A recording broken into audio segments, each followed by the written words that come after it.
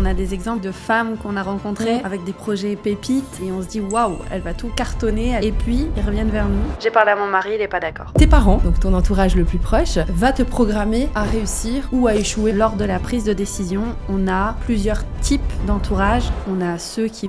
L'entourage, ça m'a permis non seulement de découvrir des milieux, des mondes qui étaient complètement inconnus dans ma vie, et surtout de m'amener des compétences que j'avais pas. Et le meilleur conseil que je peux donner pour clôturer ce podcast, c'est... Ce podcast, je pense qu'il va pouvoir en secouer certaines parce que... Hello à tous et bienvenue dans Les Audacieuses, le podcast numéro 1 des infirmières, créé par des infirmières pour des infirmières. Hello Zoé. Hello Anaïs, hello à tous et bienvenue dans cet épisode. Donc comme d'habitude, on va essayer de vous donner une nouvelle perspective, essayer de vous donner de la motivation pour ressortir à bloc de ces épisodes pour que vous puissiez à votre tour mettre les choses en place et redevenir le personnage principal de votre vie. Le sujet d'aujourd'hui, c'est l'entourage. Anaïs, aujourd'hui, nouveau sujet. Qu'est-ce qu'il t'inspire ? Tellement de choses, j'espère ne pas partir dans tous les sens, tellement j'ai de choses à dire sur l'entourage. Je pense que c'est un sujet qui nous inspire beaucoup, toi comme moi, j'imagine.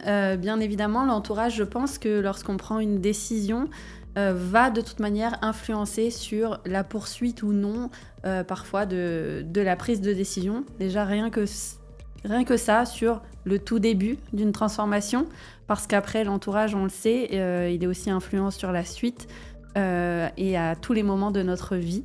Je pense qu'on pourra y venir dans plein de petits détails intéressants, mais déjà, au premier abord, lors de la prise de décision, on a plusieurs types d'entourage. On a ceux qui vont nous soutenir tout de suite et nous dire « vas-y, fonce ».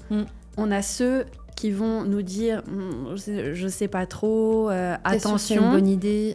Et il y en a d'autres qui vont nous dire mais ne fais pas ça, etc. Donc je pense qu'il y a déjà 3 types d'entourage, et puis il y a aussi, est-ce que ce sont des entourages proches, est-ce que ce sont des entourages un peu moins proches, et ça je pense que ça influence beaucoup. Il y a aussi donc ceux qui sont très proches, parfois s'ils nous disent non ou je suis pas sûre, et parfois par protection. Par protection ou par projection, selon moi. Projection de leur propre peur, je n'ose pas, c'est pas fait pour elle, nanani nanana. Ou fausse protection, ils veulent te mettre en sécurité. Ça part de quelque chose d'hyper bienveillant. C'est pas du tout pour te faire du mal, et pourtant ça peut te provoquer énormément de mal parce que c'est ce qui peut t'empêcher d'actionner et de faire des choses incroyables dans ta vie. C'est exactement ce que j'attendais que tu répondes. Je pense effectivement que c'est ça. Il y en a certains, c'est effectivement ça, de la projection. Ils vont se dire non parce qu'eux ne seraient pas capables. Et d'autres, simplement par protection aussi. Par exemple, un mari, ça peut être par protection d'un foyer où on se dit il y a une stabilité financière. Je pense notamment aussi souvent aux infirmières libérales qui travaillent pendant énormément d'heures, énormément de jours, beaucoup de sacrifices et qui du coup ont quand même un confort, heureusement, financier grâce à ça.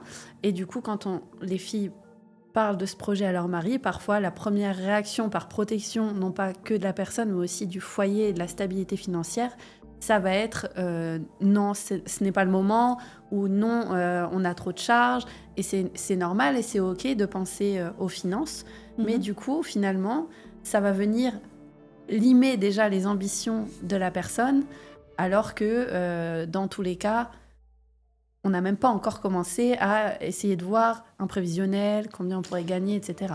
Et c'est très rare que quelqu'un ne soit pas impacté par ça, par le fait que son proche, le plus proche, comme tu disais, un mari, c'est très rare qu'une personne arrive à complètement se détacher. Mon mari, il y croit pas, mais c'est pas grave. Ça arrive très rarement. D'une manière ou d'une autre, on est influencé par ce que pense notre proche. Le mari, un parent, une sœur, etc. Même si on est déterminé, on veut faire les choses, on est convaincu, on ne peut pas ne pas être impacté de manière minime ou beaucoup plus forte parce que la personne va penser et va imaginer pour nous. C'est impossible. Et du coup, ça peut pas forcément empêcher, parce qu'il y en a, ils vont le faire quand même, mais on y va en étant un peu moins serein parce qu'on se dit... Elle y croit pas, est-ce que j'ai pris la bonne décision, est-ce que je vais pas la décevoir? On a une espèce de charge supplémentaire de pas être soutenu par la personne la plus proche. Oui, et je pense que toi comme moi, désormais on a des exemples comme ça concrets de femmes qu'on a rencontrées avec des projets pépites, des capacités extraordinaires, et on se dit waouh, elle va tout cartonner, elle est motivée, elles foncent et puis ils reviennent vers nous. J'ai parlé à mon mari, il n'est pas d'accord. Oh mon Dieu, ça arrive, mais tellement de fois. Le nombre de fois où j'entends, je dois demander à mon mari, ou je n'y vais pas, mon mari n'est pas d'accord.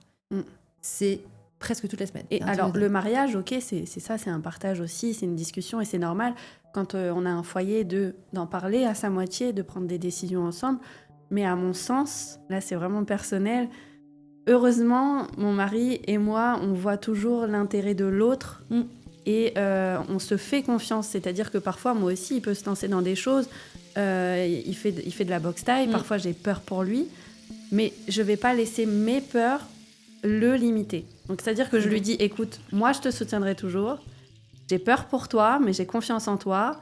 Si tu me dis que tu vas vraiment te donner les moyens, t'entraîner suffisamment dur, etc., je te soutiendrai et je vais pas lui dire tous les jours, j'ai peur pour toi, j'ai peur pour toi, j'ai peur pour toi. Et je pense que c'est ça aussi le mariage, à mon sens, c'est savoir respecter les besoins et les envies de l'autre, même quand toi, t'es pas forcément aligné, parce que c'est normal. Moi, personnellement, sur un ring, effectivement, la projection, je me prends un KO direct, donc non.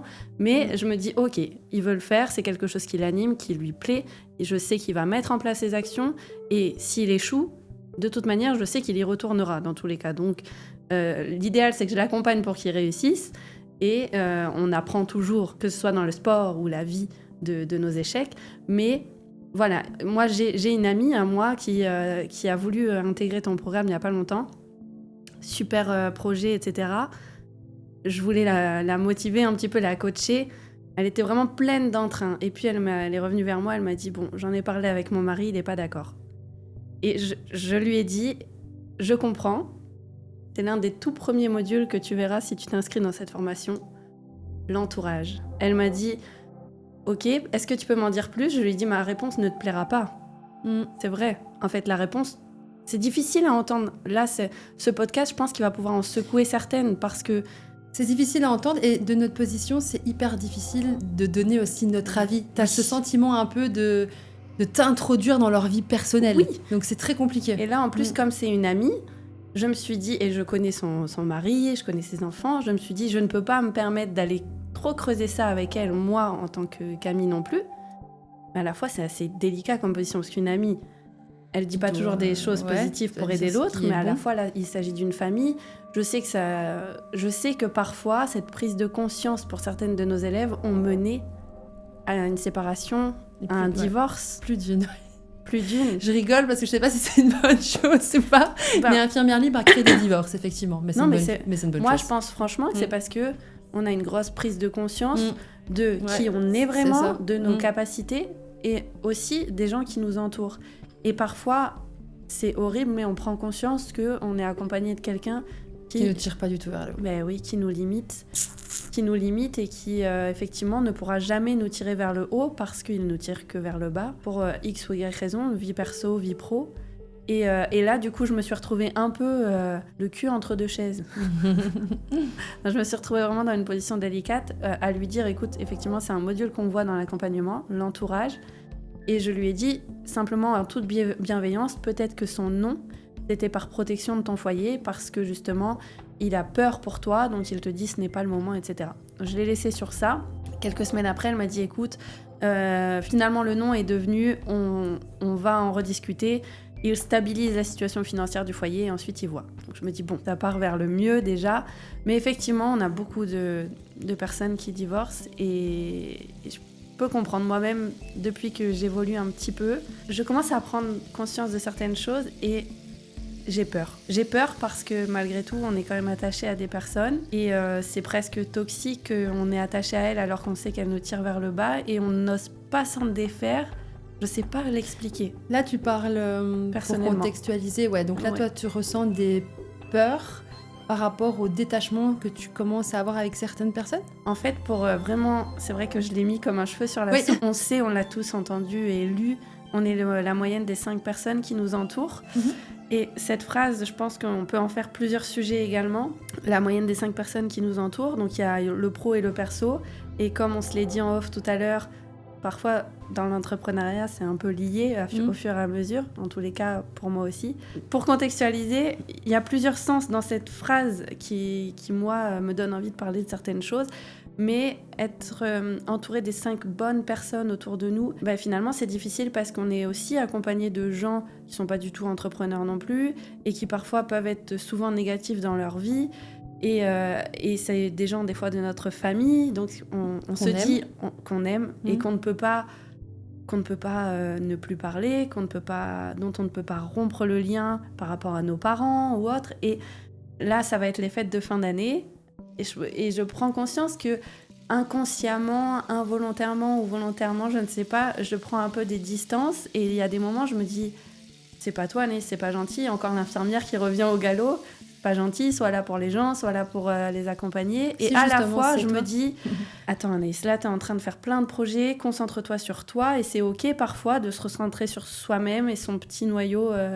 Moi, mon mari m'accompagne dans tout, se reconcentrer sur nous et essayer d'évoluer. C'est très difficile quand on sait que l'entourage est précieux et primordial, qu'il faut s'entourer de bonnes énergies, de personnes qui nous poussent vers le haut. Parce que quand dans les 5 personnes qui nous entourent, on commence à être la personne du haut, finalement, ça veut dire que les 4 personnes, elles nous tirent vers le bas. Donc il faut toujours s'entourer quand même de personnes qui vont nous élever aussi, à mon sens, sans les mettre de côté. Je sais pas si tu vois où je veux en venir, mais en ce moment, je suis vraiment dans ce flou. Tu traverses cette période-là.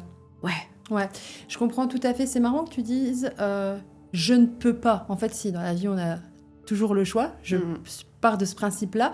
Effectivement, il y a quand même les liens familiaux qui sont là, etc. Le but, c'est pas de, voilà, je suis plus en accord avec toi, merci, au revoir et bon week-end. Non. Par contre, je pense que te repositionner dans tes relations, t'y as droit, et c'est même essentiel. C'est aujourd'hui, je suis devenue cette personne. En fait, tout simplement, je suis cette personne, parce que tu n'as certainement jamais été aussi toi-même que maintenant. Avant, tu étais dans une case, tu étais dans une fausse réalité. Aujourd'hui, tu es juste dans l'expansion de toi-même.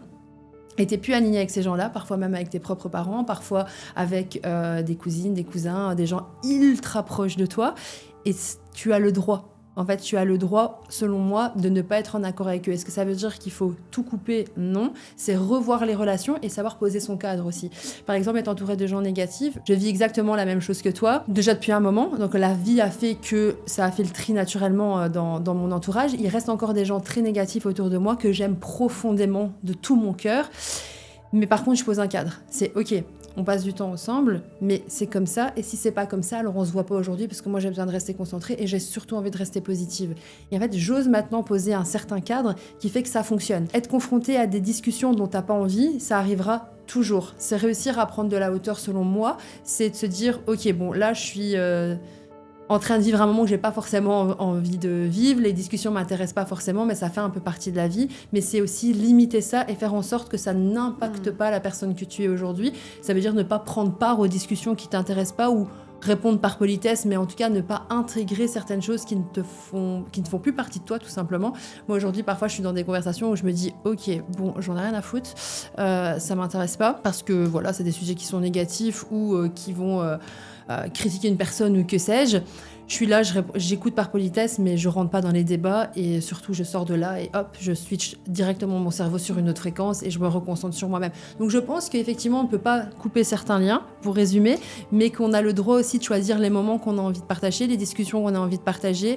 Je pense qu'il faut savoir mettre un cadre pour le bien de tout le monde finalement, parce que dans une relation forcée ou pas alignée, à un moment ça se ressent. Mais poser un cadre, ça aussi c'est une des choses que j'ai apprises en 2025, c'est de poser mon cadre, de dire voilà, c'est comme ça, et si c'est pas ok, c'est pas ok et on passe à autre chose. Mais en tout cas voilà, comment moi je cadre les choses maintenant. C'est assez fréquent, c'est assez récent du coup que tu poses de cadre 2025. Oui, c'est 2025. Encore là, on est en c'est fin tout 2025. Nouveau. Okay. C'est tout nouveau, c'est quelque chose que j'ai jamais réussi à faire. Métier d'infirmière, s'adapter à tout le monde. Moi, je suis la meuf en suradaptation. C'est ce qui me définit. Je m'adapte à tout le monde. D'ailleurs, je disais toujours quand j'étais infirmière libérale que j'étais un vrai petit caméléon, que j'arrivais chez les patients, j'allais dans des milieux très aisés et dans des milieux très très pauvres, des gens très complexes, des caractères vraiment particuliers. Et à chaque maison, hop, caméléon. Je m'adaptais à la personne, etc. C'est pour ça que je passe un peu toujours bien dans tous les milieux. Avec mes amis, pareil, je m'adaptais un peu aux situations. Je suis toujours celle qui, tu veux la banquette, hop, je suis toujours celle qui va prendre la moins bonne place pour essayer que l'autre soit bien mis. Je veux vexer personne. Parfois, je réfléchissais à ce que j'allais répondre pour ne pas décevoir ou blesser l'autre. Donc en gros, suradaptation constante. Toute ma vie, 37 ans de carrière à me suradapter. Et puis je me suis rendu compte que finalement, c'était absolument pas une bonne chose puisque ça ne fonctionne pas. C'est pas vrai finalement. C'est pas des relations qui sont saines. Et j'ai toujours eu peur de poser mon cadre. Et maintenant, je le fais. Et ben, figure-toi que j'ai des relations incroyables. Poser son cadre, c'est la meilleure chose qui puisse exister dans une relation avec l'autre. Parce que il n'y a plus de jeu psychologique. Je ne suis plus le sauveur, le bourreau ou la victime. Je suis juste Zoé. Et j'échange avec quelqu'un. Voilà. L'authenticité, finalement, c'est du coup les relations vraies. C'est fou parce que quand tu te décris le toi d'avant, j'ai l'impression que tu me décris totalement. Je crois que je décris toutes les infirmières. Et c'est ce que j'allais dire du coup. Je me dis, est-ce que toutes les infirmières, là, on se projette dans ce que tu dis, c'est nous. Oui, c'est sûr.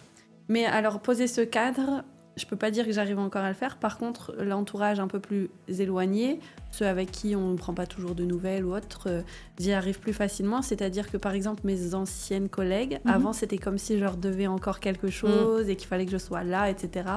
Maintenant, j'arrive à mettre ce cadre. Il m'est arrivé aussi dans des connaissances ou autres, être invitée à des soirées et d'y aller en me disant après tout ça fait longtemps que je les ai pas vus, même si voilà je m'attendais à la soirée mauvaise énergie, etc. J'y suis allée, j'ai dit bonjour, j'ai même pas pris un verre, je me suis dit ok, c'est plus moi, c'est pas pour moi, c'est des mauvaises énergies, ça va rien m'apporter. Et poliment je leur ai dit je dois partir et je suis partie et en fait je pense que c'était la bonne chose parce que c'était vraiment plus du tout moi et ça allait rien m'apporter. C'était encore une fois l'Anaïs gentille qui répond à l'invitation, qui voulait pas froisser la personne. On fait les choses par politesse. Et arrivé là-bas, je me suis dit qu'est-ce que je fous là ? Et qu'est-ce que je fous là ? J'ai regardé autour de moi, je me suis dit en plus je vais parler avec personne, j'avais pas du tout envie. Mais il est incroyable ce switch là. Et je me suis dit je t'en ai parlé quand on s'est vu à Bordeaux. Je me suis dit, je vais y aller. Et je me suis levée, j'ai dit au revoir à tout le monde. Et soulagement, je me suis dit, non, mais j'ai très bien fait, en fait. Là, chose que tu aurais été incapable de faire avant. Oui. Et que tu n'aurais même pas... En fait, avant, tu n'aurais même... Je me serais senti trop mal de partir comme ça. Tu te serais senti trop mal, mais est-ce qu'avant même, tu aurais ressenti le fait que tu n'étais pas à ta place ? En fait, avant, tu es un peu avec des œillères, tu es là comme ça, tu vis ta vie un peu par habitude, par fonctionnement, par obligation. Et en fait, tu es là parce qu'il faut être là. C'est ça. Et après, quand tu as...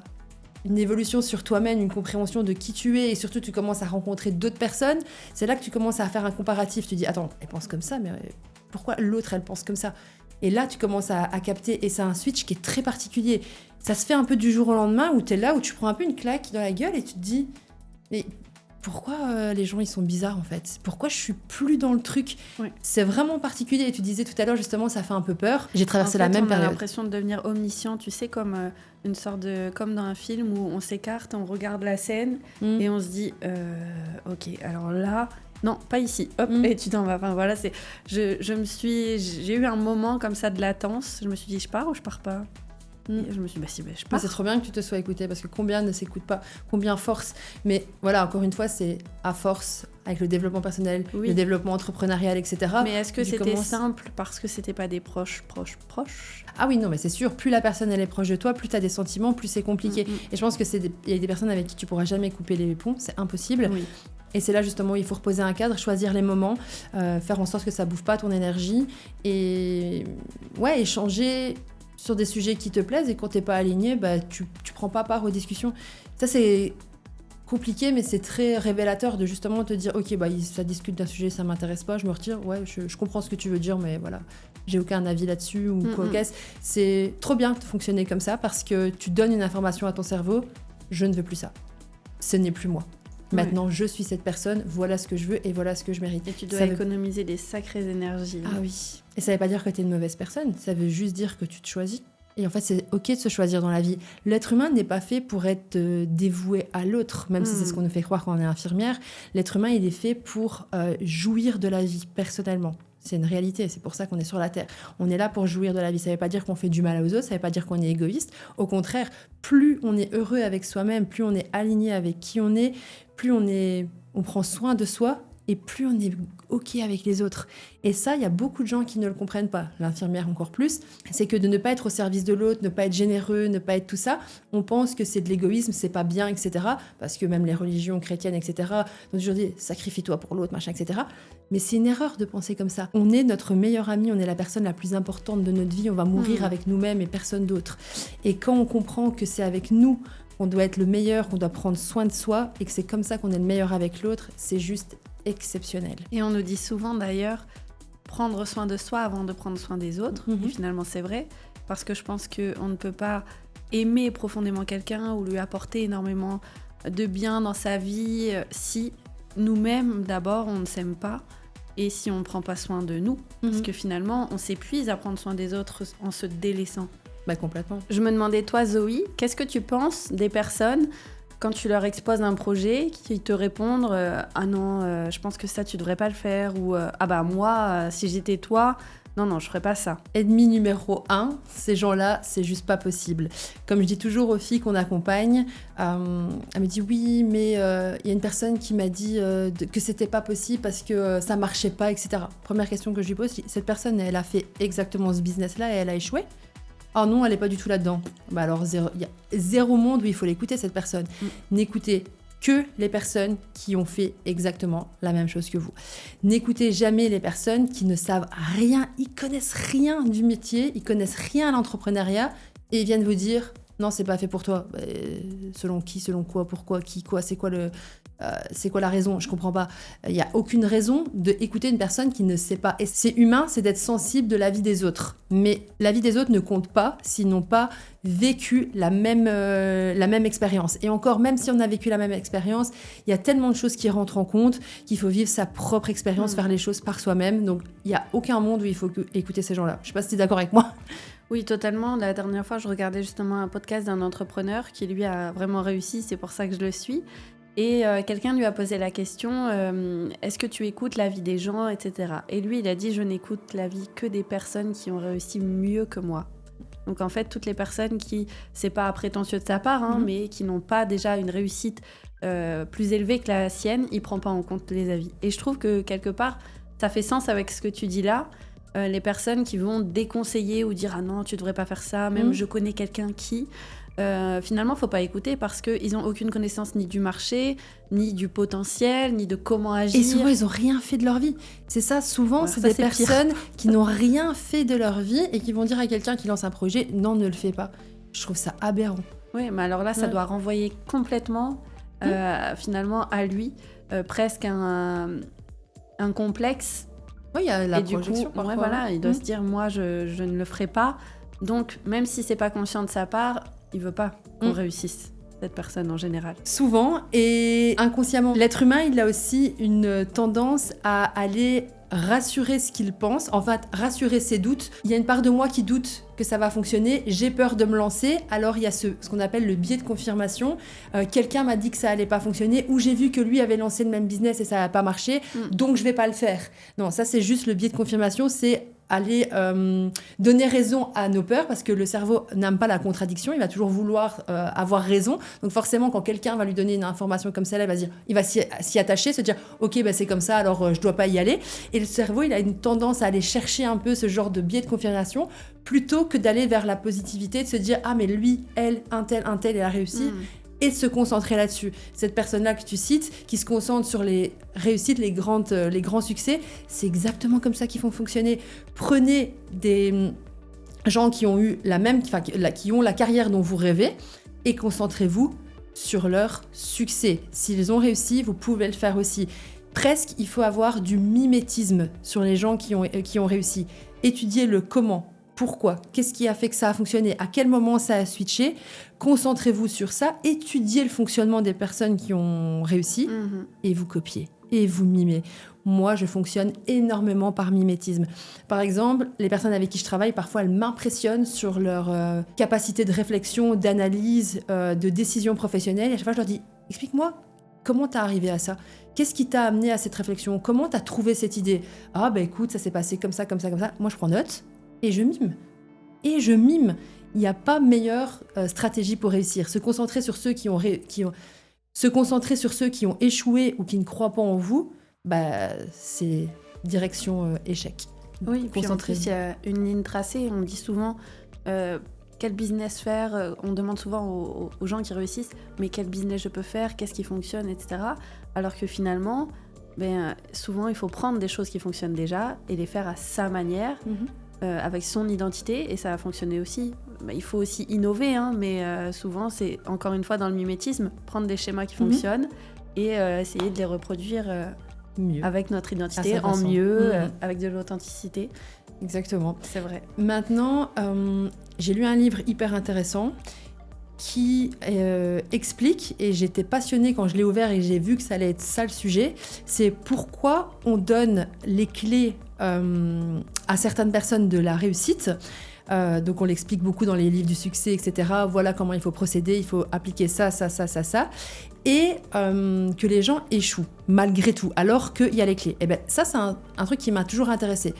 J'ai un ami, ça fait des années que je lui dis, écoute, il faut faire comme ça.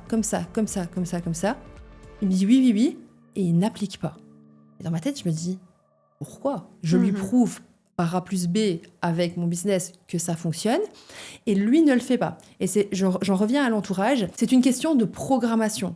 En gros, tes parents, donc ton entourage le plus proche, va te programmer à réussir ou à échouer en quelque sorte. En gros, c'est tes enfants, on te dit la musique c'est pas fait pour toi, t'as tapé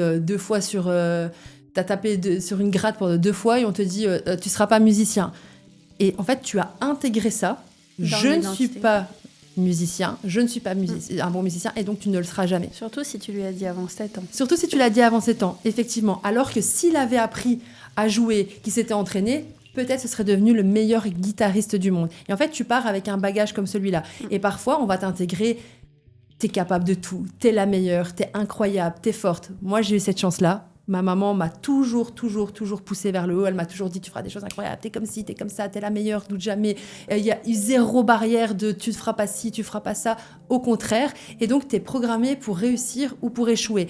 Et la répétition devient un ancrage et devient une réalité. Ça veut dire que si toute ta vie, on te dit, t'es pas capable de ça, t'es pas ci, t'es pas là, et que toi-même, tu te le répètes aussi, forcément, tu vas aller dans cette direction-là. Alors que si, au contraire, t'es hyper bien entouré, forcément, ça va t'aider parce qu'on va ancrer en toi des choses ultra positives. Les amis, c'est pareil. Quand tu as des amis qui te poussent vers le haut, qui te disent que tu es incroyable, que tu vas réussir, qui te soutiennent, tu as 10 fois plus de chances que réussir que quelqu'un qui te dit tout le temps « Ah, c'est pas fait pour toi, non, c'est pas bon, ça marchera pas, le marché ci, marché nanana. » Oui, Forcément. sûr, ce sont des vrais piliers.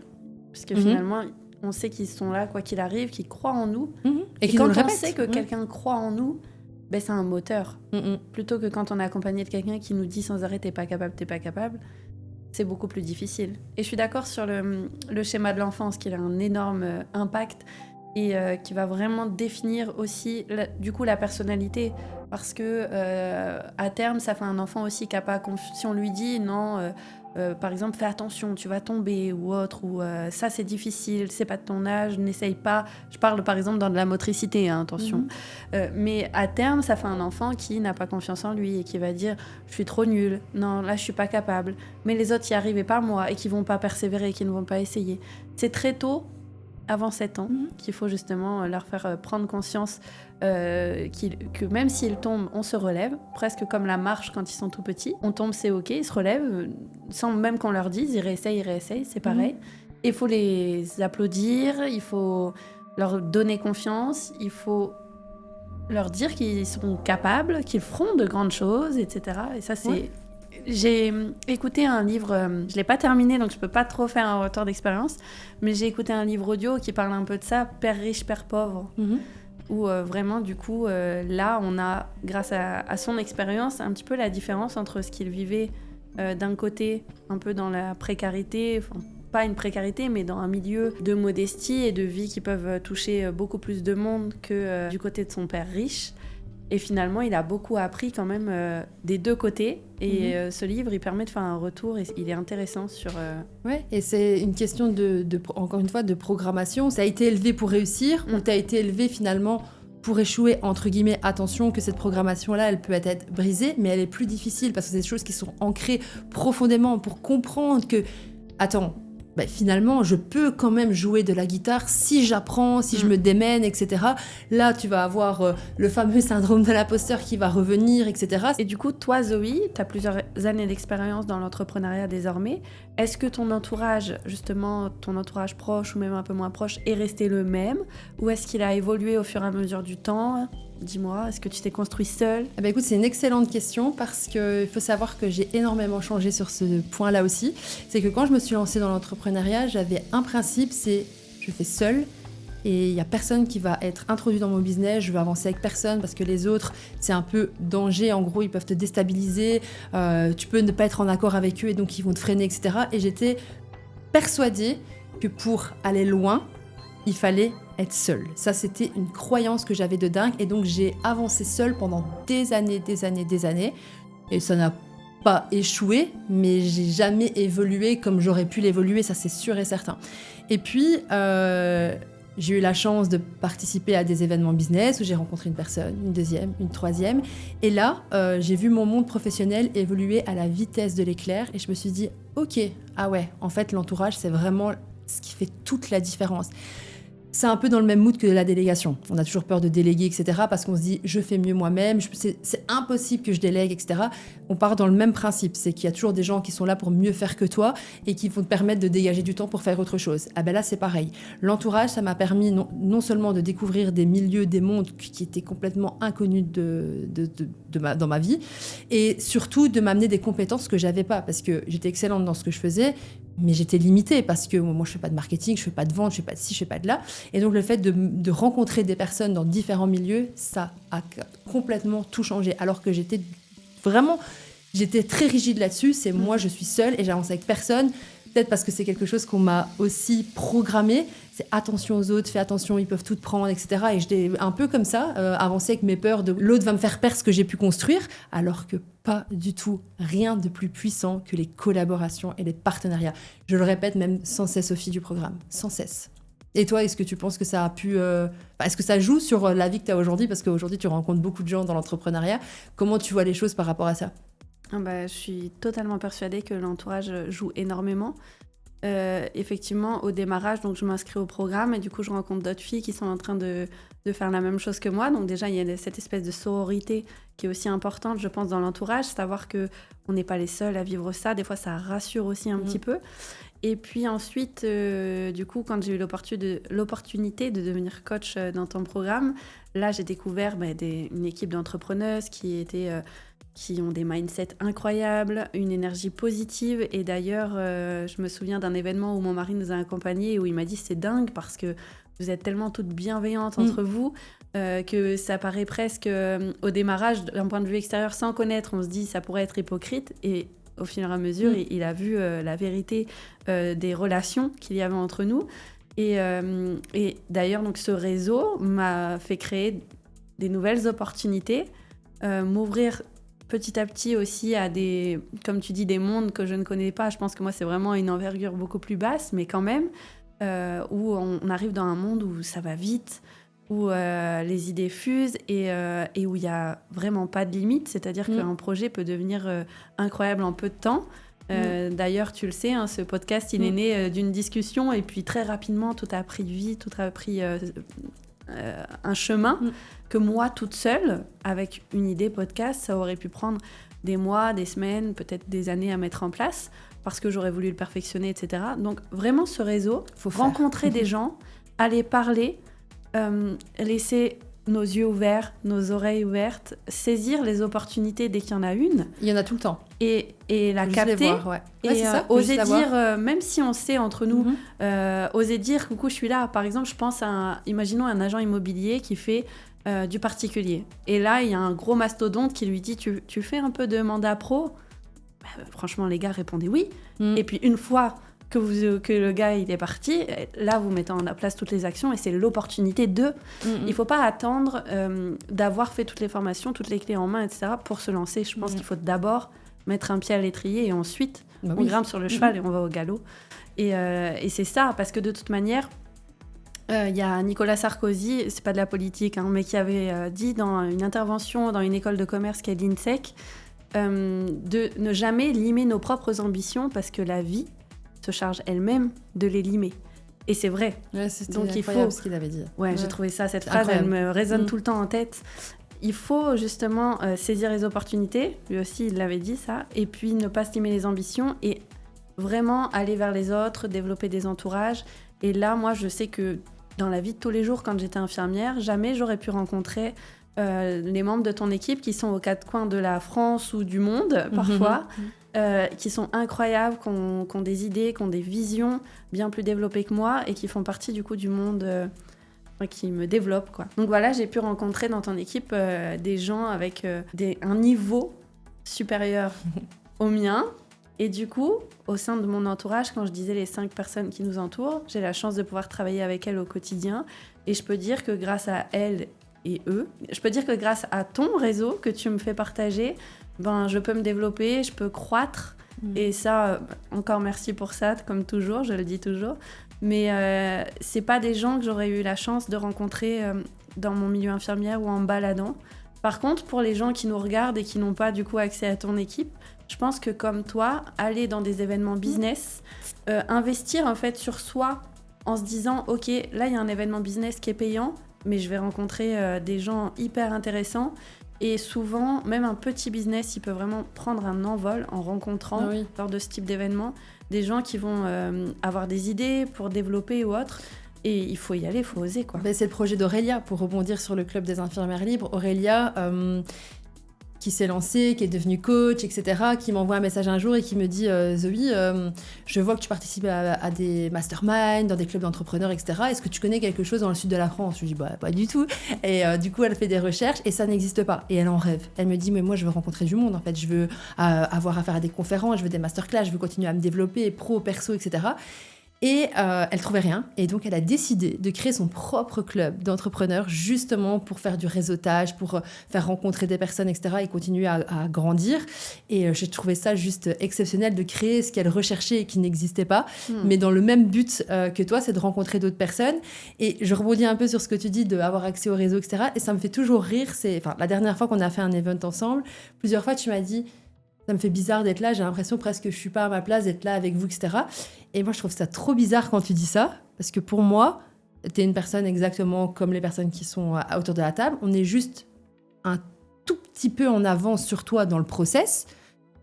Pour moi, on est juste un peu à l'avance. Ça veut dire que déjà, on n'a pas le même âge, c'est une première chose, mais il y a ce truc où on a juste démarré avant toi. Ça veut dire que si on a 3 ans d'avance, dans 3 ans, t'es là. Et peut-être même encore plus loin, tu vois. Ça, il n'y a personne qui le sait. Et on a toujours ce truc de se dire « Ah ouais, mais je suis pas à ma place. Lui, il est déjà là, il est déjà là. » Non, il est juste un peu à l'avance. Donc, les gens qui nous écoutent, qui se disent peut-être « Ah, j'aimerais bien être à la place de l'une ou l'autre », on est juste un peu à l'avance, c'est tout. Il n'y a pas un monde où les personnes ne peuvent pas atteindre là où on est, ou comme nous, on pourra atteindre un jour la vie de ceux dont on rêve. Et on est exactement les mêmes. Je veux dire, moi, j'étais infirmière comme toi, j'étais pas meilleure qu'une autre, j'étais pas... je démarre avec le même bagage que le tien. Hein. Et toi, tu démarres avec le même bagage que la plupart des gens qui nous écoutent et que les filles que tu coaches. C'est juste une question de choix, d'audace et de détermination. Elle est juste là, la clé du succès. Juste là. Et tenir assez longtemps pour que ça marche. Une image dont je parle tout le temps, c'est mon image préférée. C'est celui, c'est le gars dans la mine qui tape. Et il reste ça de pierre. Et derrière, il y a le diamant. Et il fait demi-tour. Juste un coup. Un seul coup. Et il avait le diamant. Sauf qu'il a décidé d'arrêter parce que c'était trop difficile. La différence entre ceux qui réussissent et ceux qui échouent, elle est juste là. C'est vrai. Et là, ça fait sens quand tu me dis ça aussi. Parfois, les élèves me remercient en tant que coach, du coup, parce que leur entourage était dans le négatif, dans les peurs, etc. Ils essayaient de freiner leurs ambitions. Et du coup, on est parfois ce pilier qui les raccroche au projet. Et elles tiennent bon. Et puis après, on a aussi... du coup, l'ouverture qui se passe bien et les filles qui reviennent vers nous en disant finalement, tout le monde est content et presque te remercie de m'avoir soutenue dans ce projet. Et alors, 2 choses. Déjà, ça me fait toujours très bizarre qu'on me dise mentor ou merci, tu as été moteur ou ce genre de choses parce que je me revois moi 1 an avant, il faut le dire à vous. Et d'ailleurs, je leur dis souvent, quand elles démarrent, regarde, quand elles me disent la vision à 1 an et 5 ans, je leur dis vois grand parce que moi, si je devais faire un feedback et me parler, j'aurais pas cru que j'aurais déjà fait plein de choses comme ça. Et en fait, c'est possible, donc essaye de voir grand, te limite pas et tout. Et elles me disent, oh, c'est inspirant. Et je me dis, c'est drôle parce que moi, j'étais inspirée par vous et désormais... C'est elles qui sont inspirées par toi. Et je pense que parfois, justement, en tant que coach, on peut être aussi remplacer provisoirement l'entourage pour se donner... du baume au cœur et un moteur. C'est notre rôle, c'est ce qu'on essaie de faire sur Infirmière Libre, même dans la communauté, les posts, les groupes, les coachings groupés, ils sont faits justement pour amener ce qu'elles peut-être ne peuvent pas avoir à la maison. Après, il y a beaucoup qui sont très bien entourés aussi, et heureusement. Oui, heureusement. Mais voilà, l'entourage peut être élévateur ou destructeur, donc il faut y être très attentive, il faut l'observer et comprendre, encore une fois c'est une question d'identification et de compréhension. Ok, là la personne vient de me dire ne le fais pas, etc. Pourquoi elle me dit ça? Est-ce que c'est réel? Est-ce qu'elle a l'expérience? Est-ce qu'elle dit ça en toute connaissance du produit et du marché? Oui, non, souvent la réponse est non. Est-ce qu'elle me dit ça pour me protéger? Et finalement, c'est de la fausse protection parce que ça nous laisse enfermer dans une vie qu'on ne veut plus et dans un faux confort. Est-ce qu'elle projette ses propres peurs sur moi? C'est identifier ça pour pouvoir y répondre positivement. Et le meilleur conseil que je peux donner pour clôturer ce podcast, c'est de rester concentré sur soi. De ne pas se laisser influencer par les éléments extérieurs. Sauf si c'est quelqu'un qui a fait la même chose que vous et qui peut vous donner les conseils. Mais en général, les personnes qui ont réussi, les personnes qui sont plus avancées que vous ne vous diront jamais de ne pas le faire. Totalement. Et pour les filles qui sont déjà lancées, on a le super programme d'Aurélia qu'elle tient avec beaucoup de cœur.